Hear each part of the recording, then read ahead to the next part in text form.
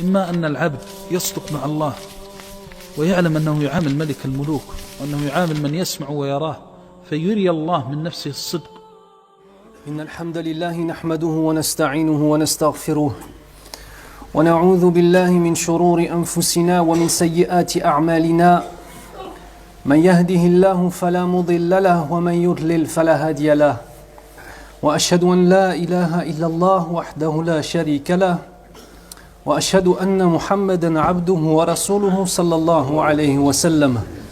أما بعد. Mes frères et sœurs, l'homme est malade, l'homme est souffrant.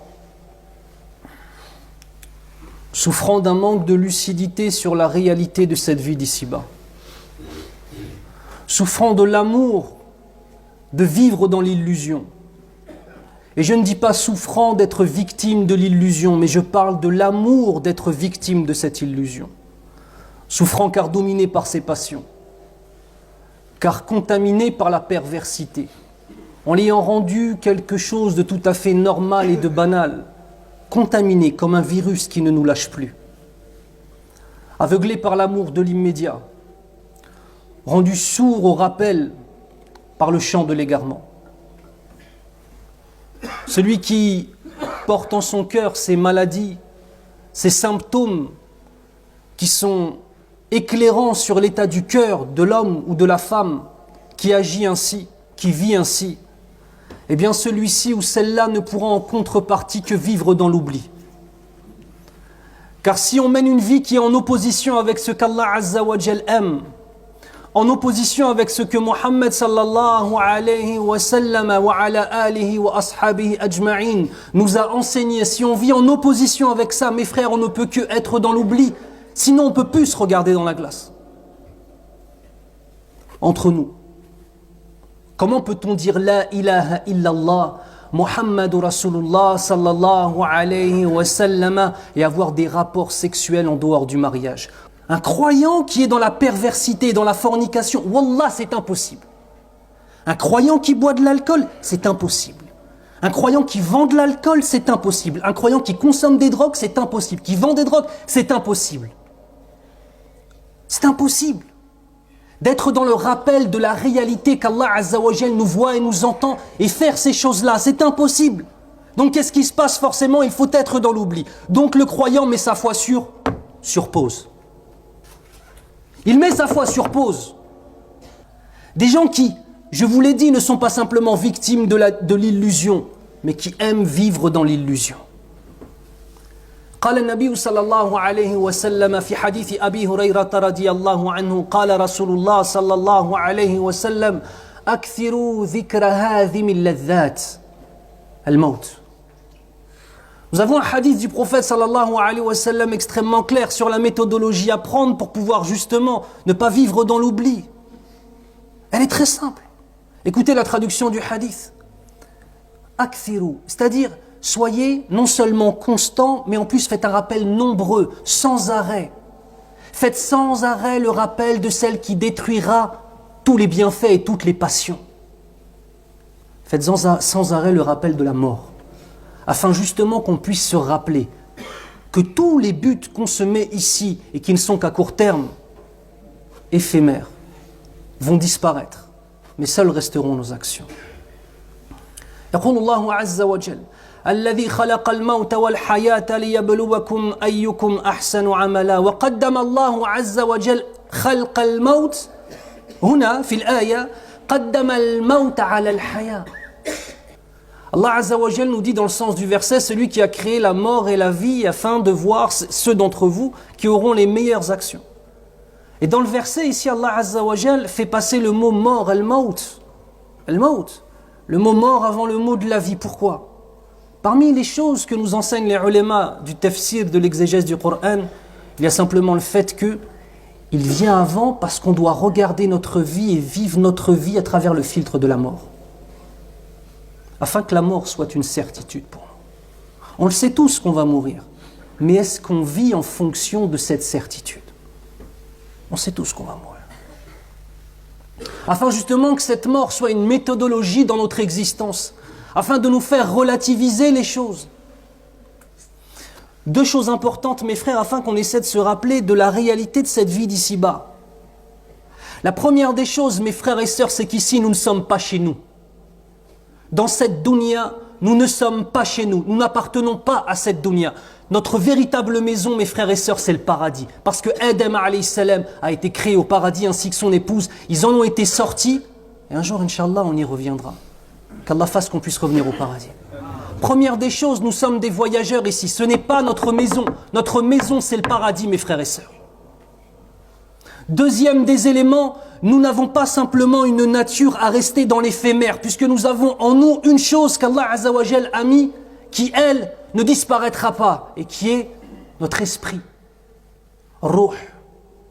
Donc non seulement nous n'appartenons pas à cette vie éphémère, à cette dunya éphémère, mais nous appartenons au paradis. Et deuxièmement, en nous-mêmes, nous avons une matière qui elle-même appartient aussi à l'au-delà. يقول الشاعر يا عبد كم يراك الله عاصيا حريصا على الدنيا وللموت ناسيا أنسيت لقاء الله واللحد والثرى ويوما عبوسا تشيب منه النواصيا لو أن المرء لم يلبس ثيابا من التقى تجرد عريانا ولو كان كاسيا ولو دامت الدنيا لأهلها لكان رسول الله صلى الله عليه وسلم حيا وباقيا ولكنها تنفى وينفى نعمها وتبقى الذنوب والمعاصي كما هي يا عبد كم يراك الله عاصيا حريصا على الدنيا وللموت ناسيا. Ô toi le serviteur qu'Allah ne cesse de voir dans la désobéissance, employant toute ton énergie pour la vie d'ici-bas, en oubliant l'au-delà. أنسيت لقاء الله واللحد والثرى ويوما عبوسا تشيب منه النواصيا. As-tu donc oublié la rencontre avec ton Seigneur et la tombe qui va te recouvrir de terre, ainsi qu'un jour si difficile que la couleur blanche enflamme les cheveux de celui qui sera jugé. لو أن المرء لم يلبس ثيابا من التقى تجرد عريانا ولو كان كاسيا. Et si le serviteur ne se pare pas du vêtement de la piété, il est en réalité déjà nu, même si en apparence il est vêtu. ولو دامت الدنيا لأهلها لكان رسول الله صلى الله عليه وسلم حيا وباقيا. Et si la vie éternelle était donnée à quiconque sur cette terre en fonction de sa valeur, sachez que le prophète sallallahu alayhi wa sallam serait encore vivant parmi nous. اللهم اجعلنا من أصحاب رسول الله صلى الله عليه وسلم في الجنة يا رب العالمين. ولكنها تفنى ويفنى نعيمها وتبقى الذنوب والمعاصي كما هي. Mais elle est vouée à disparaître avec ce qu'elle porte comme délices éphémères. Puis celle reste les péchés et les désobéissances.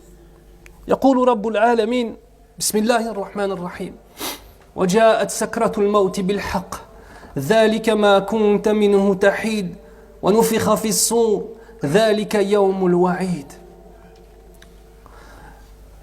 Et c'est ainsi que viendront les affres de la mort en toute vérité. Ceci est la chose dont tu cherchais toujours à t'écarter, que tu cherchais à oublier, que tu cherchais à recouvrir par les choses de cette vie d'ici-bas. Et après cela, il sera soufflé dans la trompe pour la résurrection. Voici la réalité du jour de la menace et de la promesse d'Allah subhanahu wa ta'ala. وجاءت سكرة الموت بالحق. Et viendra les affres de la mort en toute vérité. Mes frères, la première des vérités, c'est que nous allons tous mourir alors qu'Allah Azza wa Jal, il est Al-Hayy, l'éternel qui n'a ni commencement ni fin, et que lui ne meurt pas, et que lui est éternel.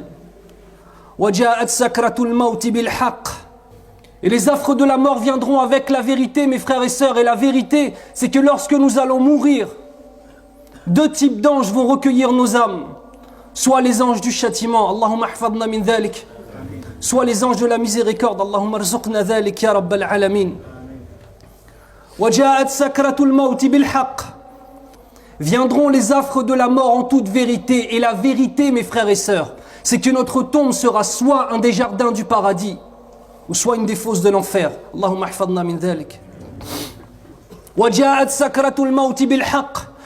Les affres de la mort viendront en toute vérité avec la mort. Et la vérité, c'est que lorsque nous allons partir, la seule chose qu'on va prendre avec nous, c'est nos bonnes actions. Mais que malheureusement, nous allons aussi porter sur nos dos nos mauvaises actions. Allahumma ahfadna ya rabbal alamin. وَجَاءَتْ سَكْرَةُ الْمَوْتِ بِالْحَقِّ. Les affres de la mort viendront en toute vérité. Et la vérité, mes frères et sœurs, c'est qu'Allah Azza wa Jal voit tout, sait tout, entend tout, connaît nos moindres pensées, les moindres recoins de nos âmes, il sait exactement ce qu'il y a. Qu'on verra tout ça au jour du jugement. Devant Allah, d'une façon qui sied à sa majesté. Wallah, mes frères, si un seul de nos péchés qui est sale était dit devant notre père ou notre mère, Wallah, on aurait honte de ça. Nos péchés vont être exposés devant Allah Azza wa Jal. ما هو حبنا لله عز وجل وما هو احترامنا لله عز وجل. Wallah, si quelqu'un venait et prenait une liste de mes péchés et les lisait devant ma mère, hafidha Allah, j'aurais une telle honte. Je ne saurais pas où me mettre. Et nous, on sait qu'au jour du jugement, tous nos péchés vont être mentionnés devant Allah Azza wa Jal, sauf ceux qu'Allah subhanahu wa ta'ala, par sa miséricorde, acceptera de mettre de côté. Ya Rabbal Alamin, Allahumma asturna fi dunya wa fil akhirah. Demande à Allah Azza wa Jal de cacher nos péchés, nos uyub dans cette vie d'ici-bas et dans l'au-delà. Ya Rabbil Alamin. Wa ja'at sakratul mawti bil haqq. Viendront les affres de la mort en toute vérité. Et la vérité, c'est que cette vie d'ici-bas n'est qu'une illusion éphémère. ذَلِكَ مَا كُنْتَ مِنْهُ تَحِيدٌ. Et c'est cette chose-là que tu fuyais. Voici la chose dont tu étais toujours en train de tenter de t'échapper. On essaie de s'échapper de la maladie en allant vite chez le médecin. On essaie de s'échapper de la pauvreté en se ruant au travail. Si seulement on se ruait à la mosquée comme on se rue au travail. Si seulement on se ruait envers les hasanat, les bonnes actions, comme on se rue envers l'argent. Alors que les hasanat et l'argent n'ont pas du tout la même valeur. Une seule hasanat est meilleure que toute cette dunya et tout ce qu'elle contient. Mais je ne suis pas un fou qui va demander aux gens d'aimer plus les hasanat que l'argent. En termes généraux, illa man rahimahullah. Je suis en train de vous dire que si simplement les gens qui disent la ilaha illallah, simplement, aller aussi vite et se précipiter autant vers les hasanat que comme ils se précipitent vers l'argent, wallah mes frères, tout ce qu'on vit dans cette dunya aujourd'hui, de problématiques de la Ummah qui se fait massacrer aux quatre coins du monde, je peux vous assurer qu'on n'en vivrait pas un dixième. ذَلِكَ مَا كُنْتَ مِنْهُ تَحِيدٌ. Voilà, tu es en train de fuir le rappel de la mort. Tu es en train de fuir le rappel de la puissance d'Allah subhanahu wa ta'ala. Tu regardes, tu te bourres le crâne avec des séries Netflix du matin au soir, avec des clips, avec de la musique, pour oublier toutes ces choses-là. La vérité, elle va te rattraper, Akhil Karim. Alors mes frères, quand on pose la question, il y a deux questions à se poser. C'est quand et comment. Et le quand ne cherche pas à trouver la réponse d'une date. Le quand cherche à trouver la réponse d'actions que l'on va faire avant de mourir, incha'Allah. Première des questions, mes frères et sœurs. Est-ce que tu vas mourir avant ou après t'être repenti? Un repenti sincère, pas un repenti de la langue. Un repenti sincère, un repenti du cœur et un repentir des actes. Est-ce que tu vas mourir avant ou après avoir au moins quelques fois dans ton existence goûté à une prière qui te plonge dans les délices de la foi? Est-ce que tu vas mourir avant ou après qu'Allah Azza wa Jal t'ait élu comme étant un de ses invités, min duyuf ar-Rahman, parmi les invités du tout miséricordieux, c'est-à-dire d'être un pèlerin pour aller faire la Umrah ou pour aller faire le Hajj? Est-ce que tu vas mourir avant ou après cela? Et pour mes sœurs, est-ce que tu vas mourir avant ou après t'être voilé? Un véritable voile. Un voile dans le vêtement, un voile dans le comportement. Un voile dans ton vêtement et un voile dans ton comportement, dans ta façon de parler, dans ta façon de marcher, dans ta façon de regarder. Un voile de pudeur, un voile de noblesse. Et à nos frères aussi. Cette fois-ci, le voile qu'ils doivent prendre, qui est un voile de pudeur et de noblesse, n'est pas un voile qu'ils vont mettre sur leur tête. Mais c'est un comportement et une façon claire, simple et respectueuse de s'habiller aussi. Est-ce que tu vas te repentir avant ou après avoir arrêté de vendre des substances illicites? Et quand on dit substances illicites, tout le monde pense aux jeunes. Bien sûr, je pense aux jeunes. Et en principe, il y a sûrement des jeunes qui sont ici, là, qui vendent de la drogue. Certainement, logique. Alhamdoulilah, au moins, même s'ils vendent de la drogue, ils font Jumu'ah, alhamdoulilah. Mais je parle aussi aux autres qui ont des magasins qui vendent de l'alcool. Tout ton argent est haram. Tout ton argent est haram. Tu peux même pas faire le hajj. Miskin. Et miskin, c'est un istihza quand je dis miskin. Tu vends du haram, ton argent est illicite, tu n'es même pas digne de t'offrir une umrah. Allah Azza wa Jal ne veut pas de toi ni pour la umrah ni pour le hajj. Ta umrah, si tu l'as fait avec de l'argent illicite, elle n'est pas acceptée. Allahumma rzuqna al-mal al-halal ya rabbal alamin. Tu vas faire tauba avant de rendre ton magasin plein de mal, qui est la cause d'une des plus grandes. Vous savez, l'alcool, c'est encore plus grave que la drogue. Les conséquences de l'alcool en France sont encore plus graves que les conséquences de la drogue. Le nombre de familles où les pères battent leurs enfants et battent leurs femmes à cause de l'alcool. Le nombre de mères qui délaissent l'éducation de leurs enfants à cause de l'alcool. Le nombre de personnes qui meurent sur les routes à cause de l'alcool. Alors ceux qui ont des magasins, wallah, taqullah, et vous ne pourrez berner que les gens sur votre apparence de piété. La réalité, Allah Azza wa Jalla la connaît, et la réalité du halal ou non de vos biens, Allah Azza wa Jalla la connaît. On demande à Allah d'inspirer la tauba et le repentir à tous ceux qui ont entendu cette khutba, ya Rabbal Alamin. Enfin, ce sera avant ou après d'avoir arrêté de faire pleurer ton père et ta mère. Est-ce que tu vas te repentir avant ou après d'avoir fait pleurer ton père et ta mère, et tes frères et tes sœurs? Prenons l'exemple de ceux qui rentrent en prison. Il y a des gens qui pensent que lorsqu'ils vont en prison, c'est simplement eux qu'ils ont été attrapés et qui ont été mis en prison. Et tous les papas qui sont là, et tous ceux qui ont des frères et sœurs qui ont été en prison vont comprendre ce que je vais dire. Quand tu rentres en prison, ta famille rentre en prison avec toi. Ta mère qui t'a donné la vie, miskina, ton père qui s'est tué au travail pour toi, il rentre en prison avec toi. Ça veut dire que tu es tellement un injuste envers toi-même, mais tu es aussi injuste envers ton père et ta mère. Tu les as rentrés avec toi. Tu as fait rentrer la tristesse dans leur cœur. Tu vas mourir avant ou après d'arrêter ça? Et comment? Comment est-ce qu'on va mourir, mes frères? On va mourir en prosternation? En recours? En ayant nos ablutions? Ou bien alors est-ce qu'on va mourir en étant sur le chemin de la mosquée? En étant sur le chemin de la Mecque? Pour aller faire la Umrah? Pour aller faire le Hajj? Est-ce qu'on va mourir comme ça ou alors on va mourir sous effet d'alcool dans une voiture avec des gens autour de toi qui sont des criminels, qui sont soi-disant tes amis, mais le jour où tu deviendras droit, tu te rendras compte que ce ne sont pas tes amis, ces gens-là. Mourir dans un hal, dans une situation aussi sale que celle-là. Mourir sous effet d'alcool, sous effet du bédo, sous effet, malheureusement, de la l'ACC, c'est devenu quelque chose de normal aussi, Allahu musta'an. Mourir comme ça, ou mourir prosterné.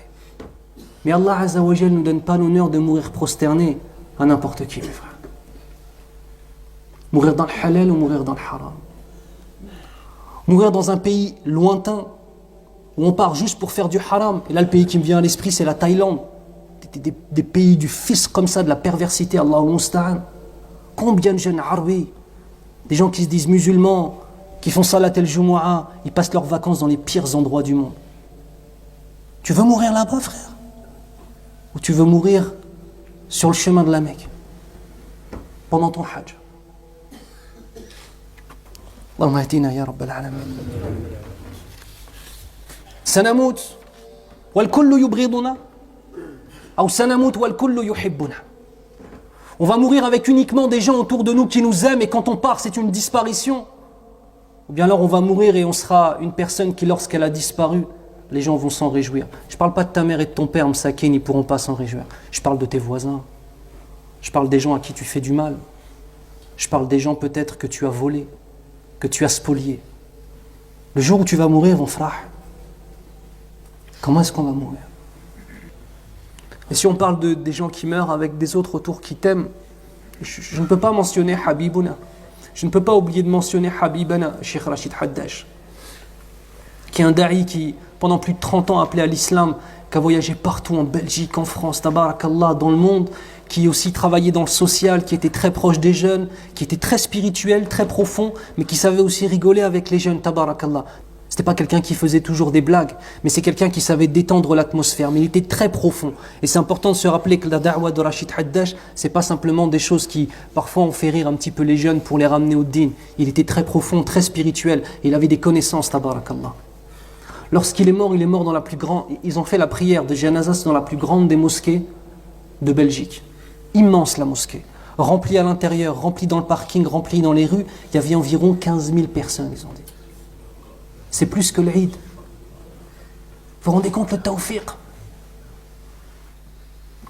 La police a fermé des rues. Ensuite, quand il est parti, quand le convoi funéraire a quitté la mosquée pour aller au cimetière, il y avait des policiers autour. Ah, on n'est pas en France, les frères, ça c'est clair et net. C'est la Belgique. Franchement, alhamdoulilah. Avec des policiers autour qui ouvraient la route, etc. On aurait dit que c'était un ministre qui était mort. Et encore, je dis un ministre.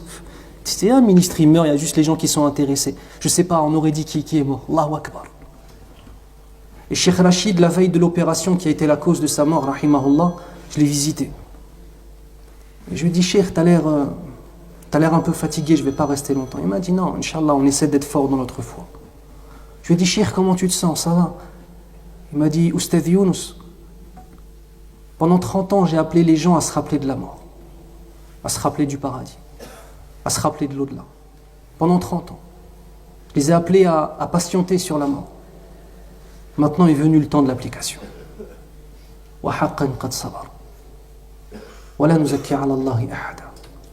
Et ce que j'ai pu voir de lui, tabarakallah, c'est vraiment qu'il a patienté. Et même lorsqu'il était dans les souffrances, subhanallah, il nous donnait des conseils.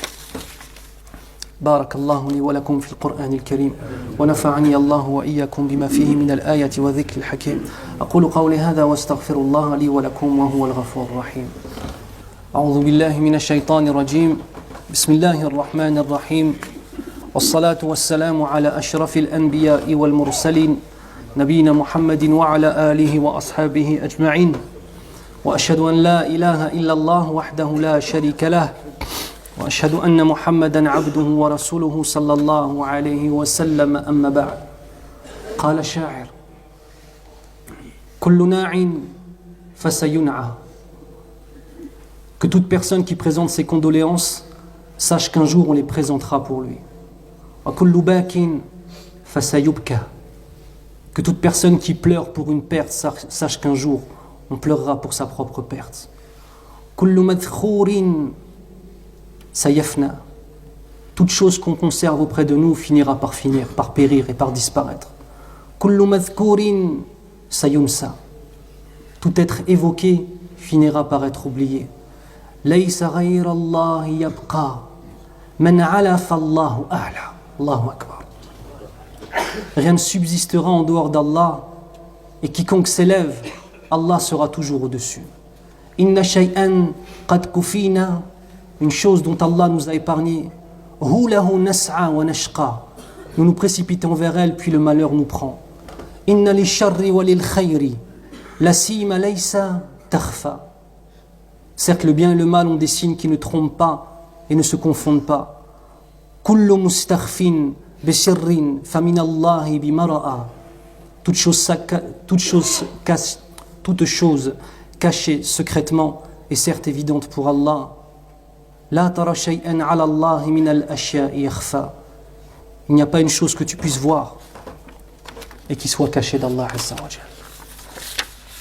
Qala Allah Azza wa Jal innaka mayyitun wa innahum mayyitun. Allah Azza wa Jal nous dit dans le sens, certes, tu vas mourir et certes, ils vont tous mourir. هذا كلام الله لرسوله صلى الله عليه وسلم أحسن خلق الله وموت المخلوقات سنة الله لعباده.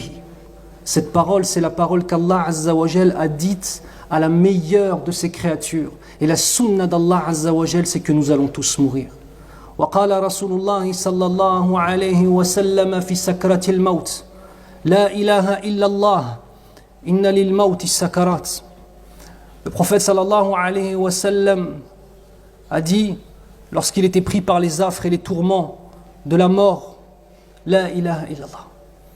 Certes, la mort a ses affres, a ses souffrances. Le prophète sallallahu alayhi wa sallam a beaucoup souffert avant de mourir.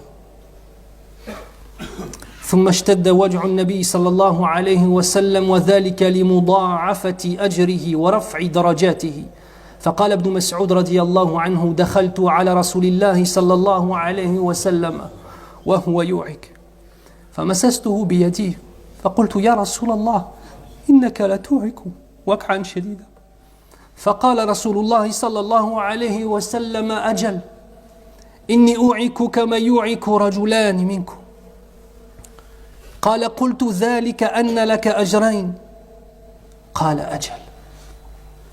Ibn Mas'ud radiyallahu anhu est venu voir le prophète sallallahu alayhi wa sallam lorsqu'il était sur son lit de mort. Il a pris sa main avec tendresse et avec amour. Il a dit Ya Rasulallah, je te vois en train de souffrir. Et le prophète sallallahu alayhi wa sallam de lui dire effectivement je souffre terriblement. Et je souffre comme pourraient souffrir deux hommes parmi vous. Puis Ibn Mas'ud radiyallahu anhu de dire au prophète sallallahu alayhi wa sallam est-ce que tu souffres comme deux hommes parmi nous parce que tu vas avoir la récompense de deux hommes parmi nous? Le prophète sallallahu alayhi wa sallam de lui dire ajal. Oui effectivement c'est cela la raison. ثم قال رسول الله صلى الله عليه وسلم ما من مسلم يصيبه أذى من مرض فما سواه إلا حط الله بها سيئاته كما تحط الشجرة ورقها. Puis le prophète sallallahu alayhi wa sallam de dire dans le sens il n'y a pas un seul musulman qui est atteint de maladie ou autre chose du même type sans que par la douleur qu'il a ressentie dans cette maladie Allah ne fasse disparaître un grand nombre de ses péchés, tout comme les arbres en automne perdent leurs feuilles. وقالت عائشة رضي الله عنها ما رأيت الوجع على أحد أشد منه على رسول الله صلى الله عليه وسلم. Aïcha radiyallahu anha de nous dire je n'ai jamais vu personne souffrir comme a souffert le prophète sallallahu alayhi wa sallam. Le prophète sallallahu alayhi wa sallam, le dernier jour de son existence, comme vous le savez certainement, les maisons de ses épouses étaient collées à la mosquée. Il y avait juste un rideau qui le séparait de la mosquée. Donc le prophète sallallahu alayhi wa sallam, qui ne pouvait plus se lever, a trouvé la force de tirer le rideau et de regarder les sahaba radiyallahu en train de prier. Il a vu les gens qui ont défendu le din d'Allah azza wa jal. Il a vu les gens qui ont patienté sur la pauvreté, qui ont sacrifié tout ce qu'ils avaient. Il les a regardés d'un regard tendre, d'un regard de fierté quand il a vu ces hommes et ces femmes. Wallah, que dirait le prophète sallallahu alayhi wa sallam s'il nous regardait aujourd'hui? Est-ce qu'on s'acquitte de la mission qu'on a? Quand les sahaba radiyallahu anhum, ils ont vu le prophète sallallahu alayhi wa sallam, ils ont cru que ça y est en fait, ils étaient en train de prier. Ils ont cru que ça y est, il était guéri. Il y avait l'espoir. Quand tu aimes quelqu'un, le premier signe de guérison, t'en fais tout un symbole et t'as l'impression que c'est bon, tout est fini. Mais ils ne savaient pas que le prophète sallallahu alayhi wa sallam les a regardés du regard de celui qui dit adieu. Avec un simple regard, il leur a dit adieu. Le Nabi sallallahu alayhi wa sallam est mort. Mata Rasulullah sallallahu alayhi wa sallam. Vous savez mes frères, c'est pas un cours d'histoire qu'on a fait là. Et c'est pas simplement quelque chose qu'on doit lire dans les livres. C'est une chose qu'on doit ressentir. Wallah ya akhi, pour celui dont la mère est morte ou dont le père est mort, si j'en avais parlé sur le minbar ici, il serait déjà en train de pleurer. Qu'est-ce qu'on ressent vis-à-vis du prophète d'Allah sallallahu alayhi wa sallam? Puis vint l'heure de la prière. C'est le moment de faire l'adhan. Celui qui fait l'adhan, c'est Bilal, c'est le mu'adhin. Il sait que le Nabi sallallahu alayhi wa sallam est mort, mais il ne l'a pas encore compris vraiment. Il commence à faire l'adhan. Allahu Akbar, Allahu Akbar. Jusqu'au moment où il arrive à Ashhadu anna Muhammadan Rasulullah. Quand il arrive là, il ne peut plus continuer. Quand on dit Muhammad ou Rasulullah sallallahu alayhi wa sallam pour vous et moi, ce sont des mots, on s'imagine, mais ce sont juste des mots. Eux, ils ont connu le prophète sallallahu alayhi wa sallam. Et Bilal radiyallahu anhu s'effondre. il n'arrive pas à continuer l'adhan parce qu'il a compris que maintenant, le fait de dire Muhammadur Rasulullah sallallahu alayhi wa sallam, ce ne sera plus un homme qu'il aura en face de lui, mais ce seront des mots et des souvenirs. Ça l'a tellement blessé. Et chaque ruelle lui rappelait la présence du prophète sallallahu alayhi wa sallam, que Bilal a quitté Médine. Il ne pouvait plus rester à Médine. Chaque recoin de Médine lui rappelait le prophète sallallahu alayhi wa sallam, et il a juré qu'il ne ferait plus l'adhan.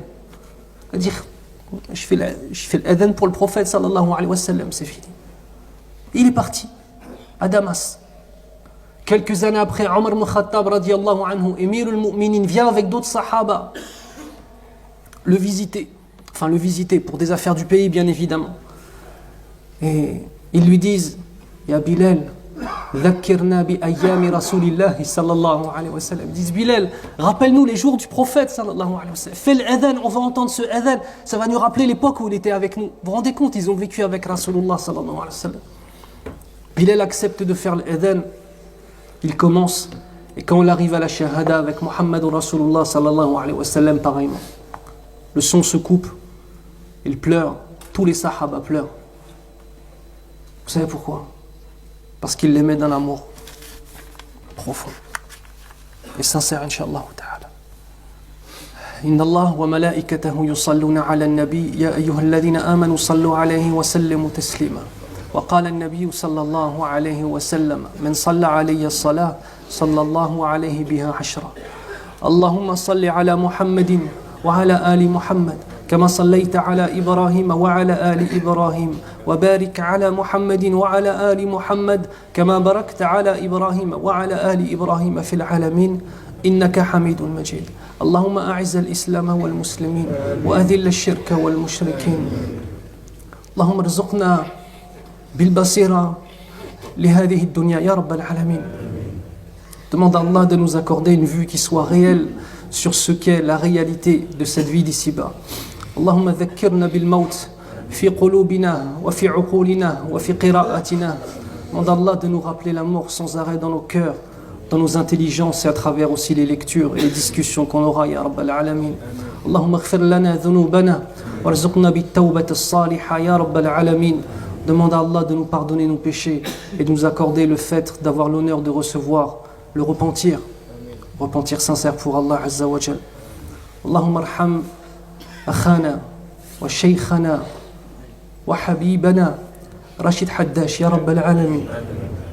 Allahumma arfa'hu ila al-firdaus ya Rabbal Alamin. Demande à Allah de faire la miséricorde à notre cheikh, à notre frère, à notre aimé et bien-aimé Rachid Haddash, l'élever dans les degrés du paradis jusqu'au firdaus al-a'la ya Rabbal Alamin. اللهم اغفر له ذنوبه اللهم استره يوم القيامة يا رب العالمين اللهم ارزقه بروضة من رياض الجنة. Demande à Allah qu'il le ressuscite habillé de ses bonnes actions ya Rabb al-Alamin et qu'il lui accorde dans des jardins du paradis comme tombe ya Rabb al-Alamin, une tombe si grande qu'elle a la portée de l'œil à l'horizon ya Rabb al-Alamin. Demande à Allah aussi de réconforter sa famille. Il a 6 enfants derrière lui. Demande à Allah de les renforcer, ya Rabbal Alamin.